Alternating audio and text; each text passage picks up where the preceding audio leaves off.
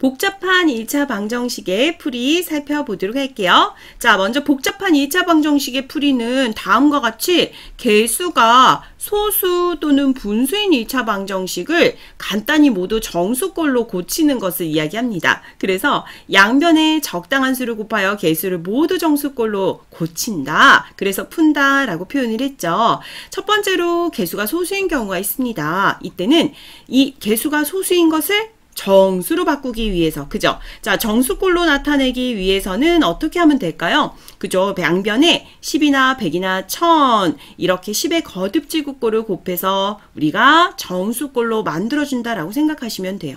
자, 0.5x 마이너스 0.2는 0.1이다 라고 했을 때 똑같이 양변에다가 10을 곱하면 된다라는 것 익힐 수 있겠죠? 그 다음 개수가 분수일 때는 어떻게 할까요? 개수가 분수인 경우에는 우리 이것도 마찬가지로 분수를 정수꼴로 바꿔주셔야 되잖아요? 그러면 분수에서 이 분모를 쳐다보셔야 되고 분모가 어떻게 돼야 될까요? 1이 되면 되겠죠. 그래서 양변에 우리가 똑같은 수를 곱해줄 건데 어떤 수를 곱하면 될까요? 분모에 최소 공배수를 곱하면 되겠다라는 것 알 수 있었습니다. 그래서 양변에 이제 4를 보고 여기 있는 분수의 분모를 보도록 할게요. 자, 봤을 때 어때요? 여기는 4고 2이기 때문에 양변에 똑같이 4를 곱한다면 어떤 일이 일어날까요? 개수가 모두 정수로 되겠죠. 자, 곱해보도록 할게요. 직접. 4를 곱할 때 중요한 거. 분수에 있는 여기에 있는 이 항에만 4를 곱하는 거 아니에요? 여기는 마이너스 1에 있는 이 항에도 똑같이 4를 곱해 주셔야 됩니다. 자, 여기 4를 곱했더니 x가 되고요. 그죠? 짜잔, 짜잔.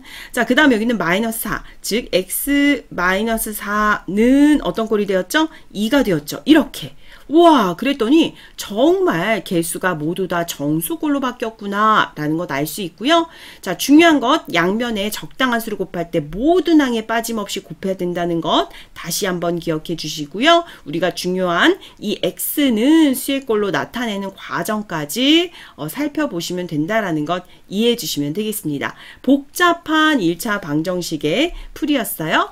자, 구체적으로 개수가 소수일 때와 분수일 때의 경우를 예를 들어서 살펴보면, 자, 0.3x-1은 0.2x였습니다. 이때 어때요? 여기에는 정수가 되었지만 여기는 소수의 형태였죠? 자, 개수가 소수라면 정수꼴로 바꾸어 줄 때, 자, 여기 없다고 여기는 안 곱해주면 돼요, 안 돼요? 안 되죠. 그래서 모든 항에 다 곱해주셔야 돼요. 양변에 우리는 이럴 때는 10을 곱하면 소수점이 오른쪽으로 한 칸 옮겨지는 일이 일어나겠죠. 그래서 이렇게 풀어주는 거고요. 이때 만약에 이제 괄호가 필요한 이 식에서는 괄호를 푸는 과정까지 이어주셔야 됩니다. 자, 그러면 3x-10은 2x가 되었고요. x는 x의 한 길이, 그죠? 여기서는 이항을 시켜주시면 되고 상수항은 우변으로 옮겨주도록 할게요. 그래서 정리했을 때 x는 10이라는 x는 수의 꼴로 나타낼 수 있는 식이 완성이 되었습니다.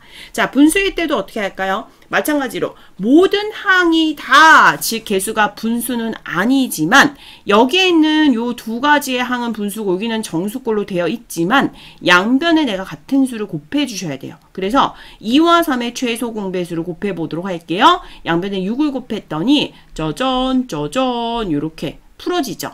그러면 3x 플러스 6은 요것도 약분돼서 2x라고 만들어지고요. 이제 x는 x끼리, 즉 우리 x를 좌변의 항으로 상수항이라는 것을 우변의 항으로 옮겨 주었습니다. 그랬을 때 x는 마이너스 6이라고 표현이 되었죠. 그래서 다음과 같이 개수가 소수일 때나 분수일 때나 우리가 간단한 정수꼴로 바꾼 다음에 똑같이 1차 방정식에 푸는 방법으로 그대로 계산을 해주면 되겠다라는 것 알 수 있었습니다.